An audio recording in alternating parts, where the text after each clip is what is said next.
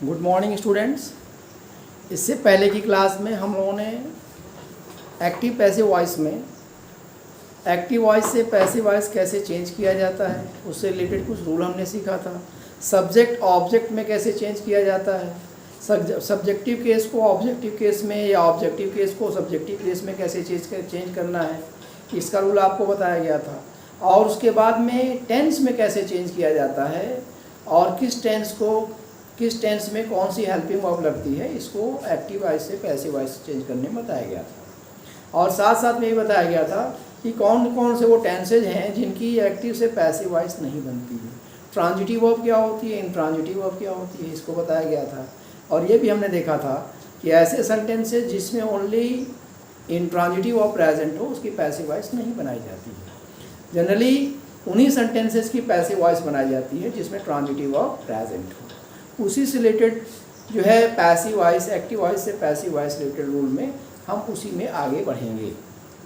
Late us start. लेकिन इस video से पहले मैं ये कहना चाहूँगा कि इस वीडियो लेक्चर को आप सभी लोग शुरू से आखिर तक अच्छे से देखें और देखने के बाद इसको लाइक करें और चैनल को सब्सक्राइब कर लें, जिससे कि आपको आइंदा आने वाले जो वीडियोज़ हैं खुद ब खुद नोटिफिकेशन के ज़रिए से मिल जाएँ। Let us start. Passive voice.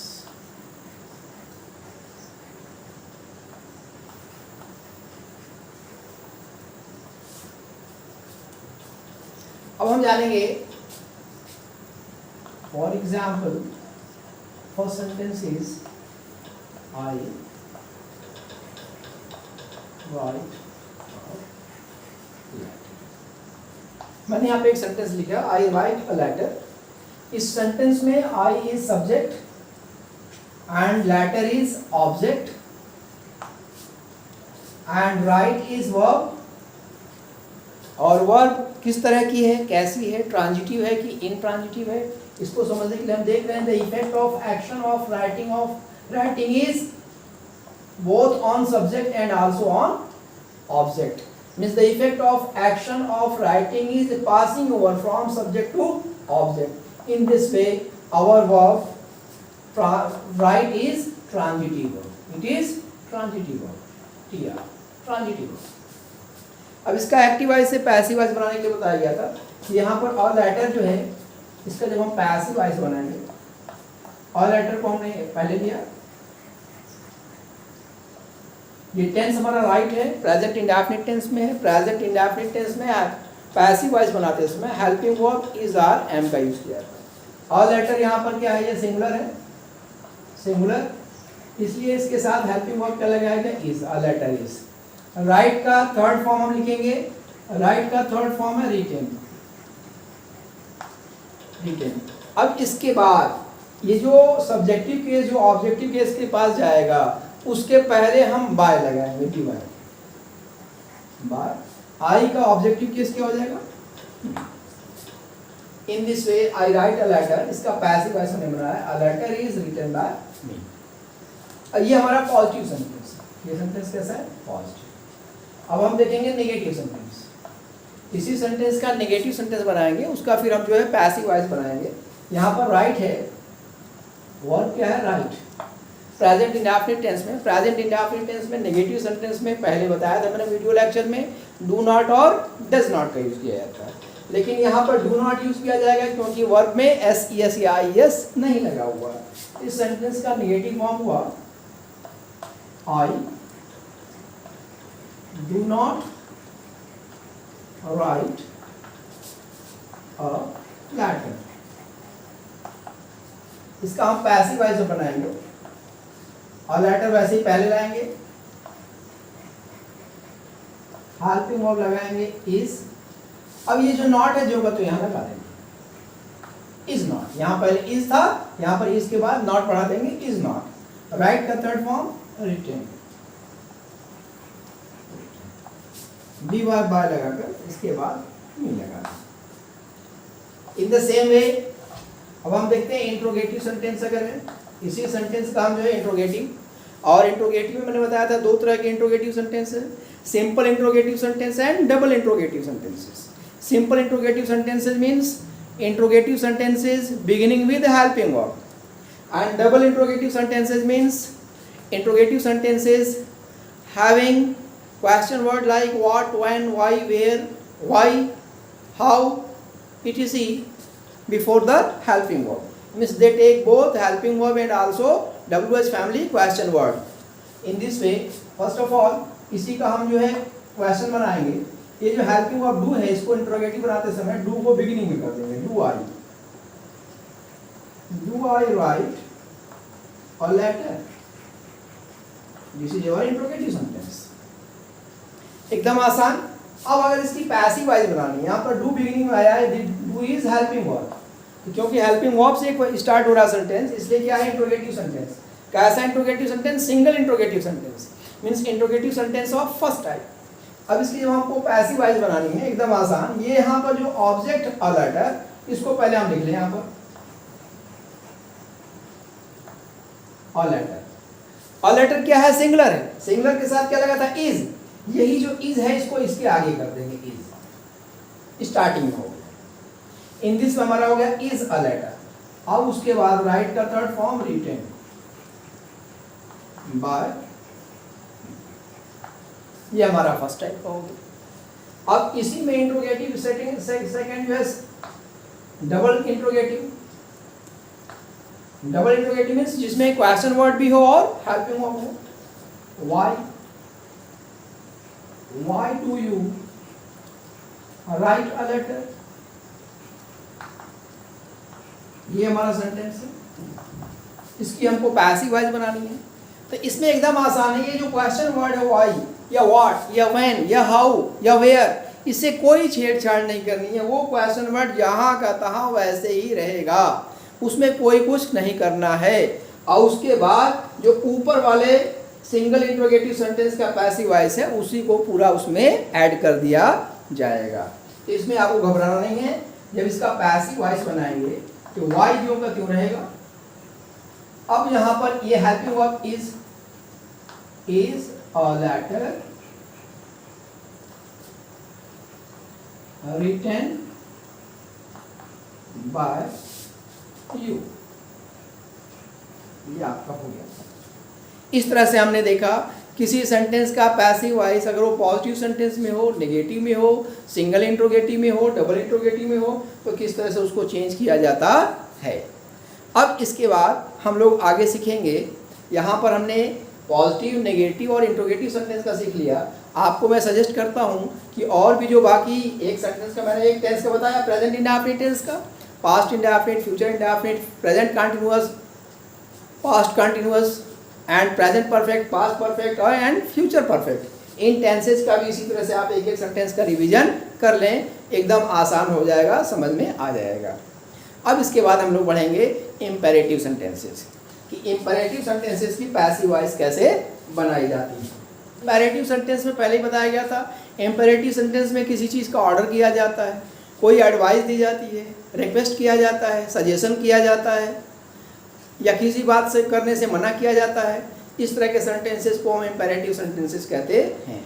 Imperative sentences की पहचान क्या है? उनके पहले वर्ब से बिगिनिंग होती है. ऐसे सेंटेंसेस की बिगिनिंग वर्ब से होती है. तो ऐसे इम्पेरेटिव सेंटेंसेस की पैसिव वॉइस कैसे बनाते हैं? Imperative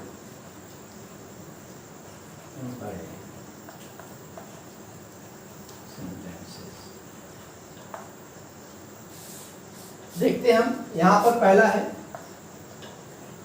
open the door.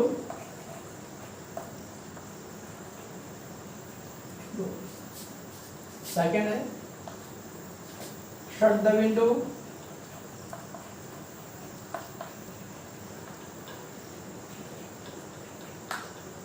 Third, do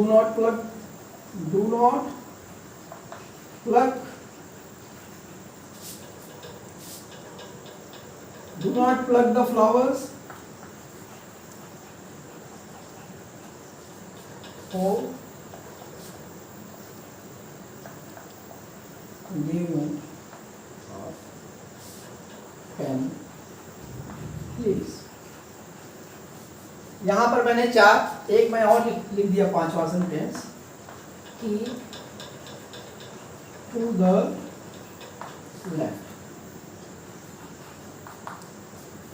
5 sentence मैंने यहां लिखा है। First one, open the door, दरवाजा खोल दो। शट द विंडोज, खिड़कियां बंद कर दो। Do not plug the flowers, do not plug the flowers यानी फूल मत तोड़ो। Give me a pen please, कृपया मुझे एक कलम दें, यहां पर प्लीज वर्ड आया है। और कीप टू द लेफ्ट, अपनी बाईं ओर को चलें, बाईं तरफ से चलें। इसमें हम जब ध्यान देंगे तो पहले जो 2 सेंटेंस हैं, ओपन द डोर और शट द विंडोज, इन दोनों में हम देख रहे हैं कि इन दोनों में, और बल्कि तीसरे के सेंटेंस में, इसमें क्या किया जा रहा है, इसमें इन दोनों में ऑर्डर है, ऑर्डर। और इसमें मना किया जा रहा है, किसी बात से मना किया जा रहा है, इसको भी ऑर्डर ही कह सकते हैं। इसमें यहां प्लीज लगा हुआ है, इसमें रिक्वेस्ट किया जा रहा है। और इसमें एडवाइस किया जा रहा है, इसमें भी सुझाव दिया जा रहा है, सजेस्ट किया जा रहा है या एडवाइस दिया जा रहा है, सजेस्ट। तो इस तरह से इंपेरेटिव सेंटेंसेस में जो सेंटेंसेस होते हैं उनका क्या मतलब कि रिजल्ट क्या निकल रहा है, उनका इफेक्ट क्या है, उनका इंप्रेशन क्या है, किस तरह के वो आइडियाज़ को दे रहे हैं। जैसे यहाँ ऑर्डर दिया जा रहा है, इसमें भी ऑर्डर, इसमें रिक्वेस्ट है, इसमें एडवाइस या सजेशन है। तो उसी तरह से ऐसे सेंटेंसेस की पैसिव वॉइस बनाते समय बिगिनिंग में ये जो सेंटेंसेस हैं, इसमें लेट का भी यूज करके बना सकते हैं, या यू आर ऑर्डर्ड, अगर ऑर्डर किया जा रहा है तो यू आर ऑर्डर्ड, अगर से मना किया जा रहा है यू आर फॉरबिड, अगर से रिक्वेस्ट किया जा रहा है यू आर रिक्वेस्टेड, और अगर एडवाइस या सजेस्ट किया जा रहा है यू आर एडवाइज्ड या यू आर सजेस्टेड को जोड़ करके ऐसे सेंटेंसेस की पैसिव वॉइस बना दी जाती है। अब जैसे हम इसका पैसिव वॉइस देखेंगे, अब यहां पर मैंने इसको मिटा दिया, यहां मैंने मिटा दिया, यस। अब हमारा पहला सेंटेंस है ओपन द डोर, इसका हम पैसिव वॉइस बनाएंगे, पैसिव वॉइस। तो एक तो हो गया, एक हमारा इस तरह से बन जाएगा, यू आर ऑर्डर्ड टू, अब इसके बाद क्या जोड़ देंगे, open the door, to open the door, full stop. यहां ध्यान देना है जो वर्ब है इसके पहले क्या लगाना है, टू लगाना है। और ऑर्डर किया जा रहा है इसलिए पहले क्या जोड़ दिया गया, ऑर्डर्ड। इस तरह से बना, you are ordered to open the door. उसी तरह से शट द विंडोज, इसमें भी आप कर देंगे वही चीज, you are ordered to shut the windows, shut the windows. Third में do not plug the flowers, तो यहां पर मना किया जा रहा है किसी बात से, तो इसमें आप एडवाइज भी लगा सकते हैं, यार यू आर फॉरबिड भी कर सकते हैं। यहां पर आपने तीसरा का जब पैसिव वॉइस बनाया, यू आर फॉरबिडन, फॉर, यहां नॉट, डू नॉट लगा हुआ था, जब फॉरबिडन लिखेंगे तो उसमें नॉट नहीं लगाएंगे, और अगर से एडवाइज लगाएंगे या यू आर ऑर्डर्ड लगाएंगे तब नॉट लगाएंगे। तो पहले हम जो है इसको एडवाइस ही कर रहे हैं, मान ली you are ordered, you are ordered, अब यहां नॉट टू जोड़ेंगे क्योंकि शुरू में नेगेटिव है, डू नॉट आया है, इसलिए यहां पर क्या जोड़ेंगे, नॉट टू। आगे वही होगा, प्लग द फ्लावर्स। नेक्स्ट है give me a pen please, यहां प्लीज लगा है तो प्लीज की जगह यू आर रिक्वेस्टेड कर देंगे, यहां पर हम जोड़ देंगे, इसका बन जाएगा you are requested to give me a pen, in this way इसका बना जाएगा। यहां पर कीप टू द लेफ्ट, यहां एडवाइज या सजेस्ट किया जा रहा है, इसका पैसिव जो बनाएंगे यहां पर हम जोड़ देंगे यू आर एडवाइज्ड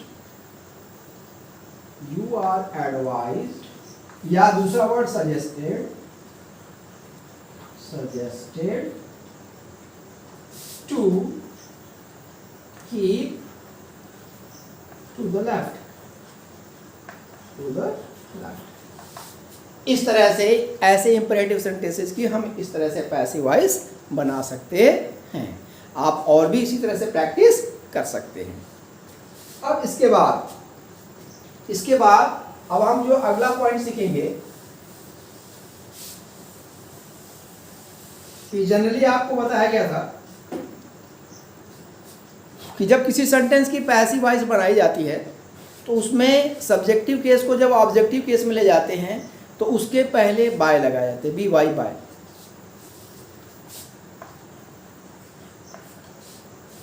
लेकिन कुछ ऐसी भी वर्ब्स हैं कि अगर वो प्रेजेंट रहती हैं तो उसमें जो है जब हम उसको सब्जेक्टिव केस को ऑब्जेक्टिव केस में ले जाते हैं तो वहाँ पर बाय के जगह पर दूसरे प्रेपोजिशन का यूज़ किया जाता है।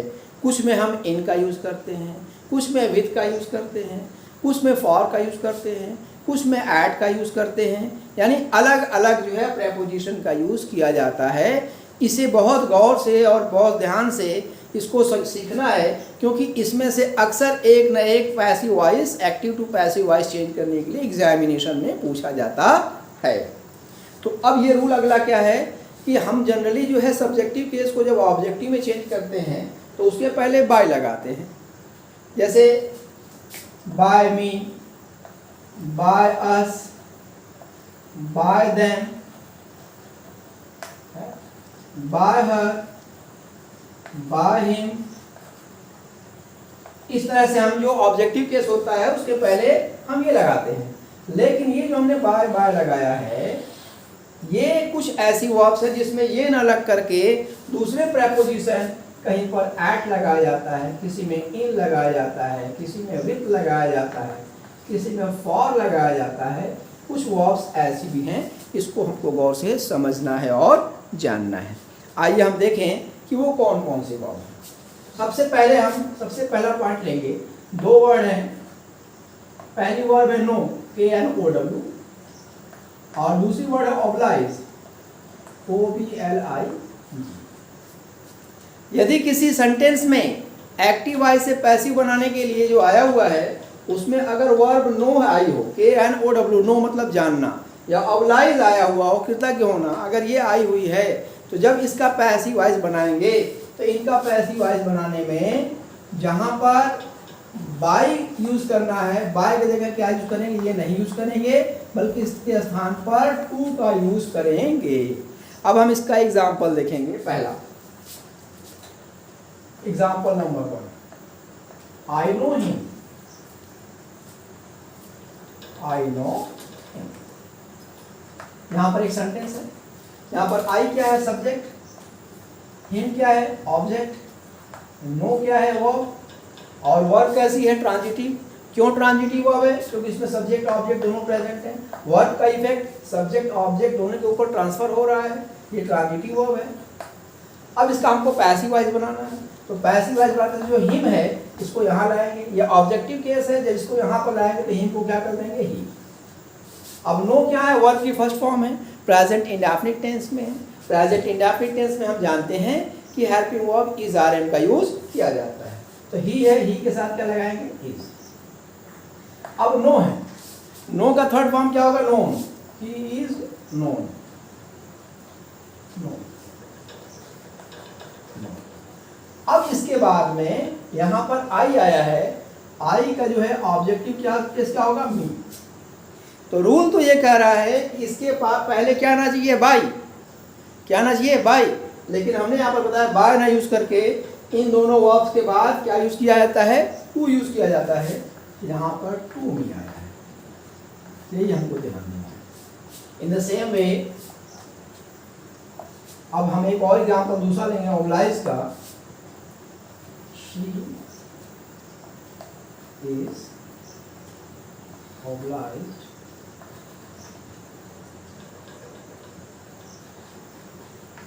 to me। ये सेंटेंस है, इसको पैसिव वॉइस में चेंज करना है। यहाँ ऑब्लाइज वर्ब आई है, यहाँ नो। यहाँ पर ये सब्जेक्ट है, ऑब्जेक्ट है, वर्ब है, वर्ब ट्रांजिटिव है, तो यहाँ मी है, इसको यहाँ कर देंगे आई। अब जो है ऑब्लाइज, ऑब्लाइज जो है ये पास्ट फॉर्म हो गया, वर्ब की सेकंड फॉर्म हो गई। वर्ब की कौन सी फॉर्म है? Second form. तो हम जानते हैं वर्ब की सेकंड फॉर्म में पैसिव वॉइस बनाते में हेल्पिंग वो वाज और वर का यूज करते हैं।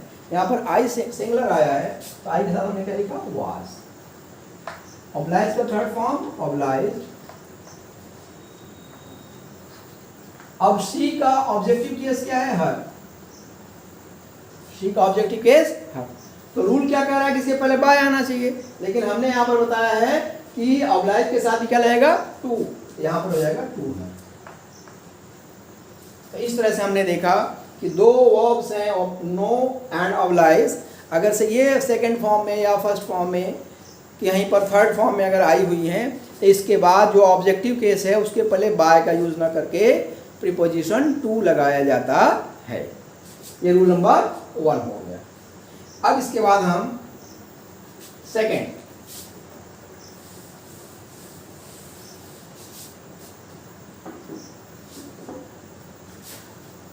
Second rule.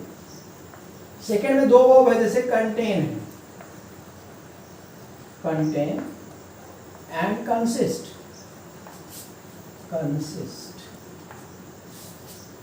कंटेन और कंसिस्ट दो अगर ये क्रियाएं कहीं पर आई हुई हो, तो इसमें जो है प्रेपोजिशन बाय और टू न लगा करके यहाँ पर प्रेपोजिशन इन का प्रयोग किया जाता है। जैसे मैंने यहाँ पर एग्जाम्पल लिखा, पहली example, this book contains 50 pages. 50 pages. यहाँ दिस बुक, ये क्या है? सब्जेक्ट। 50 पेजेस क्या है? ऑब्जेक्ट। कंटेन्स क्या है? वर्ब। और वर्ब कैसी है? ट्रांजिटिव, क्योंकि इसमें सब्जेक्ट ऑब्जेक्ट दोनों प्रेजेंट हैं। अब जब इसका पैसिव वॉइस बनाएंगे तो यहाँ पर 50 पेजेस ऑब्जेक्ट, इसको पहले लिखेंगे, ये संख्या है जो का तो लिख देंगे। यहाँ पैसिव वॉइस जब हुआ 50 पेजेस, अब 50 पेजेस प्लूरल है, यहाँ वर्ब प्रेजेंट टेंस में है, इसके साथ हेल्पिंग वर्ब आर लगाएंगे, 50 पेजेस आर। अब कंटेन का थर्ड फॉर्म कंटेन, कंटेन। अब यहां पर प्रीपोजिशन इन यूज करेंगे, इन दिस बुक। ये consist, this house consists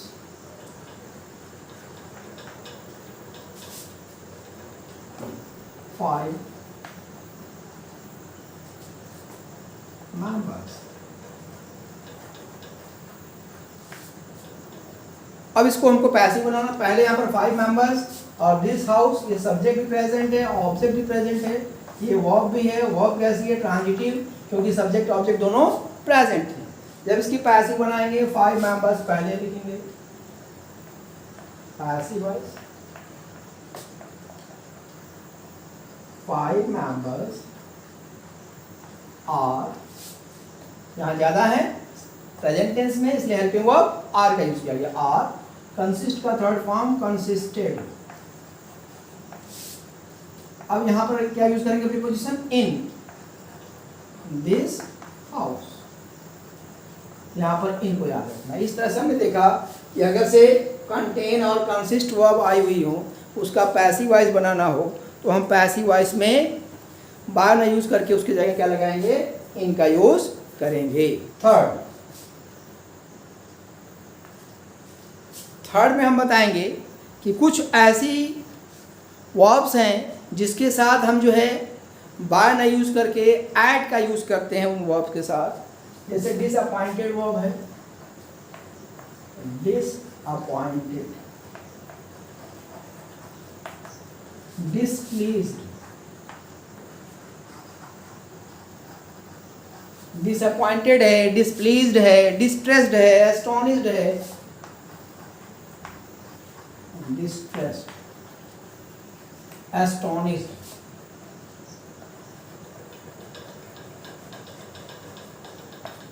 astonished है, ये सब आप क्या लेती हैं? उसी तरह से और भी surprised, laugh and alarm, surprised, laugh and alarm. ये कुछ ऐसी वर्ब्स हैं कि अगर से ये वर्ब्स आए किसी सेंटेंस में और उनकी पैसिव वॉइस बनाना है तो इन वर्ब्स के बाद जो ऑब्जेक्टिव केस होगा उसके बाद बाय प्रीपोजिशन का नया यूज करके एट का यूज किया जाएगा। अब हम कुछ एग्जांपल देखते हैं। फर्स्ट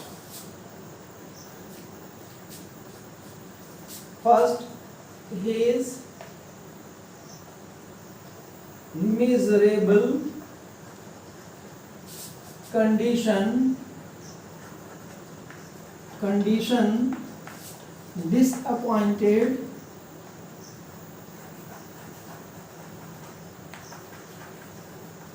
me, ये सेंटेंस है।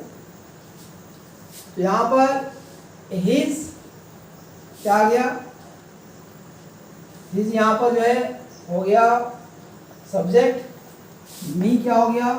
ऑब्जेक्ट, और ये सब्जेक्ट को जो है क्या कर रहा है? क्वालिफाई कर रहा है। इसको छोड़ देते हैं। डिसअपॉइंटेड, डिसअपॉइंटेड के यहाँ वर्ब कैसी होगी? ट्रांजिटिव, क्योंकि यहाँ सब्जेक्ट ऑब्जेक्ट दोनों प्रेजेंट हैं। अब इसको जो हम पैसिव वॉइस बनाना है तो पहले मी का जो हो जाएगा यहाँ पर क्या कर देंगे? आई। डिसअपॉइंटेड वर्ब का सेकंड फॉर्म है, इसमें हेल्पिंग वर्ब जब हम पैसिव बनाएंगे वाज वर यूज होगा। आई सिंगुलर है, इसके साथ लगा आई वाज disappointed, disappointed। अब उसके बाद at his miserable condition, his miserable condition। इन जिसमें हमने देखा यहाँ पर क्या यूज कर रहे हैं? एट का यूज कर रहे हैं, बाय का यूज नहीं कर रहे हैं। इस तरह से हमने देखा कि जो है और भी इसमें वर्ड है, डिस्ट्रेस्ड है? आप जैसे मान लिखना है I was distressed at his behaviour, बहुत से हो सकते हैं। इसमें जो भी वर्ड यूज करेंगे आप जो है इसके साथ बाद में जो है आप एट लगाएंगे और प्रीपोजिशन बाय का यूज नहीं करेंगे। कुछ ऐसी वर्ब्स हैं जिनके बाद हम प्रीपोजिशन विथ का यूज करते हैं और बाय का यूज नहीं करते हैं। जैसे please, charm, satisfy. Please word है, चार्म है, सेटिस्फाई, सेटिस्फाई, ये सब ऐसे वर्ड हैं। उसी तरह से इसमें है डिसगस्ट,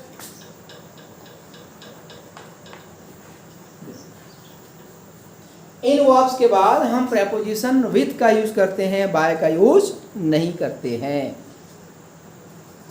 एग्जाम्पल देखेंगे हम। First one, his treatment pleased me, ये हमारा एक सेंटेंस है। यहां पर ये पोर्शन जो है हिज ट्रीटमेंट क्या हो गया? सब्जेक्ट, मी क्या है? ऑब्जेक्ट, प्लीज्ड क्या है? वर्ब, ट्रांजिटिव, क्योंकि सब्जेक्ट ऑब्जेक्ट दोनों प्रेजेंट है, और वर्ब की कौन सी फॉर्म है? सेकंड फॉर्म है। तो यहाँ मी को हम किसमें चेंज कर देंगे? आई। यहाँ वर्ब की सेकंड फॉर्म है, इसलिए आई के साथ क्या लगाएंगे? वाज, ये पैसिव वॉइस, आई वाज। अब यहाँ पर क्या लगाएंगे? प्लीज्ड, थर्ड फॉर्म भी प्लीज्ड ही है, प्लीज्ड। अब उसके बाद हिज ट्रीटमेंट से पहले हमको बाय ना जोड़ करके विथ लगाना है। I was pleased with his treatment,